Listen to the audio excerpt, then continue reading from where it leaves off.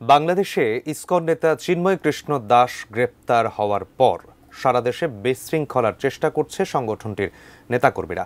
চট্টগ্রামে ইসকনের সদস্যরা আদালত পাড়া থেকে শুরু করে গোটা শহরে তাণ্ডব চালিয়েছে। সরকারি এক আইনজীবীকে পিটিয়ে হত্যার অভিযোগ উঠেছে তাদের বিরুদ্ধে। আরও বিস্তারিত জানাচ্ছেন মোহাম্মদ সোহাগ বিশ্বাস।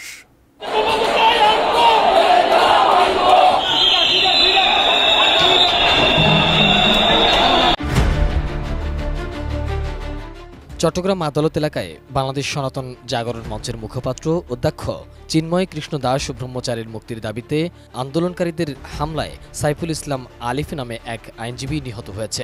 বিকেলে চট্টগ্রাম মেডিকেল কলেজ হাসপাতাল কর্তৃপক্ষ তাকে মৃত ঘোষণা করেন। হামলার এ ঘটনায় পুলিশ সহ অন্তত ২০ জন আহত হয়েছে।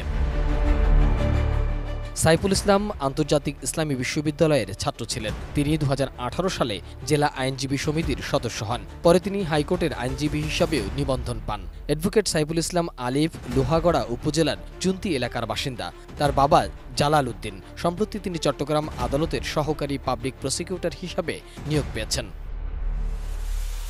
পুলিশের একটি সূত্র বলছে, বিকেল ৪:৩০টার দিকে ইসকনের অনুসারীরা আদালত এলাকায় বিভিন্ন প্রতিষ্ঠানে হামলা শুরু করলে আইনজীবী সাইফুল ইসলাম আলিফ তাদের বাধা দেন। এরপর সাইফুলকে তুলে নিয়ে আদালতের প্রধান ফটকের বিপরীতে রঙ্গম টাওয়ারের সামনে নিয়ে যাওয়া হয়। সেখানে তাকে কুপিয়ে আহত করে ইসকন সদস্যরা।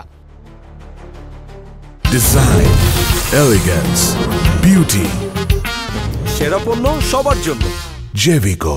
এর আগে গত সোমবার বিকেলে ঢাকা থেকে চট্টগ্রাম যাওয়ার সময় শাহজালাল বিমানবন্দর থেকে বাংলাদেশ পুলিশের বিশেষায়িত গোয়েন্দা শাখার সদস্যরা গ্রেপ্তার করে চিন্ময়কে। তাকে সড়কপথে ঢাকা থেকে চট্টগ্রামে পাঠানো হয়। চট্টগ্রাম আদালত এলাকায় সকাল থেকে জড়ো হতে থাকে চিন্ময় কৃষ্ণের অনুসারীরা।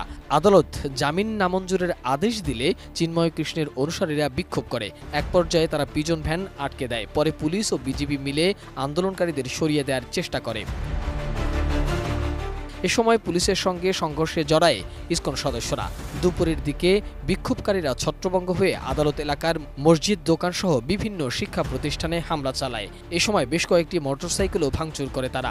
একই সঙ্গে আইনজীবী সহ বিভিন্ন লোকের উপর হামলা করে চিন্ময় কৃষ্ণের অনুসারীরা।